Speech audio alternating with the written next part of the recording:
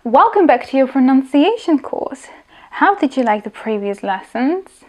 Počuli ste to J? Ako som spomínala už včera, dnes sa pozrieme na ďalšie aspekty spojenej reči a konkrétne na elision a assimilation, alebo tiež asimiláciu. Predtým ako začneme s hodinou, by som vás rada chcela upozorniť na PDF-ka, ktoré nájdete dole v popise videa, alebo si ich môžete stiahnuť oskenovaním tohto QR kódu. Tieto PDF-ka obsahujú poznámky z hodiny spolu s cvičeniami. Niekedy sa tam môžu nachádzať aj informácie, o ktorých sme si nehovorili na hodine. Nechcem po vás žiadne vaše údaje, žiaden váš e-mail, žiadne vaše meno. PDF-ko máte automaticky odo mňa z lásky, zdarma. Tak späť na hodinu. Poďme sa teda pozrieť na elision, alebo tiež vynechávanie spoluhlások. V nasledujúcich vetách sa pokúste nájsť slová, v ktorých vypadla spoluhláska. That Night Show with Jimmy Fallon is one of the most popular late night shows in America. Druhá veta. Theo and Tilly decided to go on a stroll around the park. V prvom prípade sme vypúšťali v slovách Tonight Show a Late Night Show spoluhlásku T a v druhom prípade to bolo and Tilly a Around Park a v tomto prípade sme vypúšťali spoluhlásku D. Práve T a D sú najčastejšími príkladmi vynechávania spoluhlások a deje sa to vtedy, ak nasledujúce slovo začína na spoluhlásku. Teraz si dáme malý kvíz a v nasledujúcich vetách bude vašou úlohou nájsť slová, v ktorých som vynechala buď T alebo D. Don't forget to include them. I used to avoid long meetings because they made me feel tired and unproductive. I didn't understand the instructions at first, but now I can read them clearly. I heard them talking about a new project during meeting. Toto bola správna odpoveď. Toto bola správna odpoveď. Opäť správna odpoveď. Aj toto je správna odpoveď. Pozor, vynechávanie spoluhlások, tak ako aj ostatné aspekty spojenej reči, nie sú striktným pravidlom. Nič sa nestane, keď jednotlivé hlásky vyslovíte. Popravde tieto pravidlá využijete skôr v hovorenej reči. Dokonca pri niektorých, hlavne tých formálnych príležitostiach, by sa takéto tvary slov ani nemali hovoriť. Na druhej strane, v hovorenej reči je connected speech používaný neustále. Čiže či už poviete late night alebo late night, je to čisto na vás, obidva tvary sú správne, len ten prvý teda zaberie trošku vyššie času. Poďme sa ale pozrieť, čo sa stane so spoluhláskami T a D, ak sa budú nachádzať pred slovom, ktoré začína buď na samohlásku alebo na spoluhlásku H. About us. About us. Depend on. Depend on. Accident happened. Accident happened. A nestane sa nič. V tomto prípade vyslovujeme všetky hlásky. Elision, alebo teda vypúšťanie spoluhlások, sa nemusí diať len na hraniciach slov.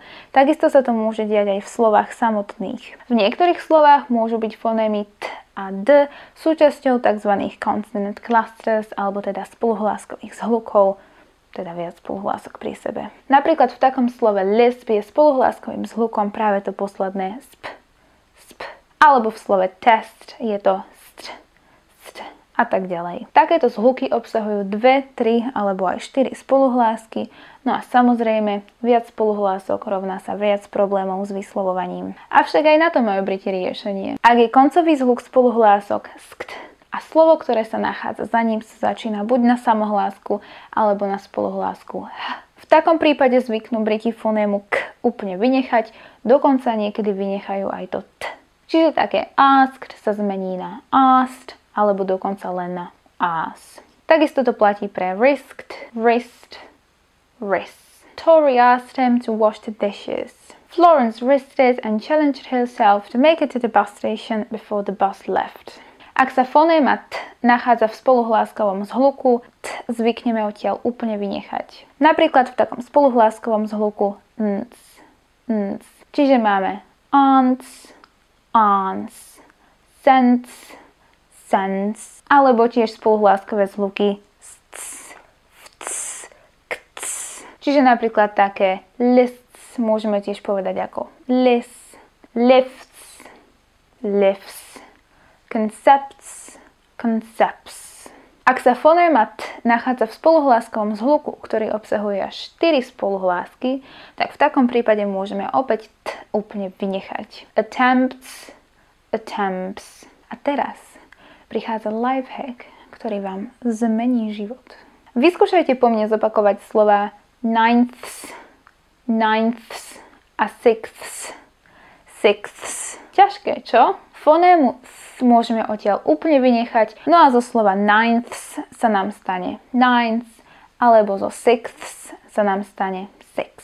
Okrem foném t, d a th môže tiež vypadávať hláska h, a to len v takých prípadoch, kedy slovo, ktoré túto hlásku obsahuje, vo vete nezdôrazňujeme. Travis asked his friends a serious question. Slovo his sa mení na is, alebo tiež slovo him môžeme tiež povedať ako im. To isté sa môže diať aj s he, kedy ho budeme vyslovovať len ako i, alebo len i. Aj také slovo have môžeme skrátiť iba na ev, alebo had na ed. Dokonca môžeme vynechávať aj hlásku all, a to len v takých prípadoch, ak fonéma nasledujúca po nej je o. Ako napríklad although, although, also, also, always, always. Ešte pár cvičení pre vás, tentoraz to bude jednoduché, stačí po mne iba opakovať. Although he was nervous about his presentation, he confidently spoke in front of the crowd and delivered it perfectly.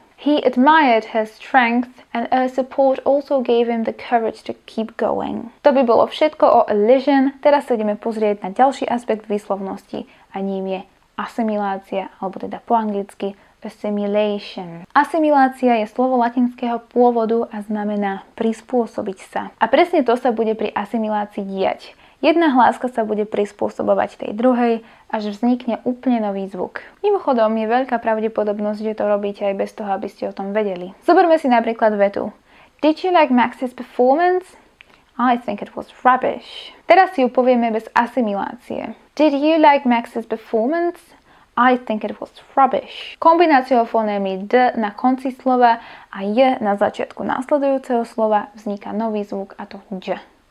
Dž. Napríklad aj v slovách would you, would you, would you. Takisto sa to môže diať s fonémami t a j, pričom bude vznikať č. Don't you dare, alebo tiež you've done the dishes, haven't you? Bože, čo furt dnes mám s tými hrncami?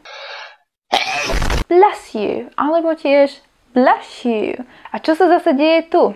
Kombináciou s a j vzniká š. Čo tak spojiť dohromady z a j? Is your car parked here? Áno, j a z sa menia na ž. Ďalšia zmena môže nastať, ak sa jedno slovo končí na n a druhé začína buď na p alebo b.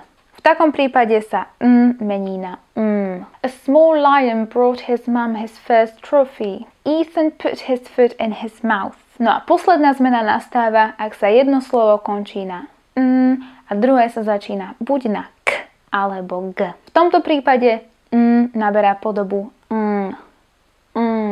Jane gave me her old dress. Jason kicked the ball so hard that it flew over the fence.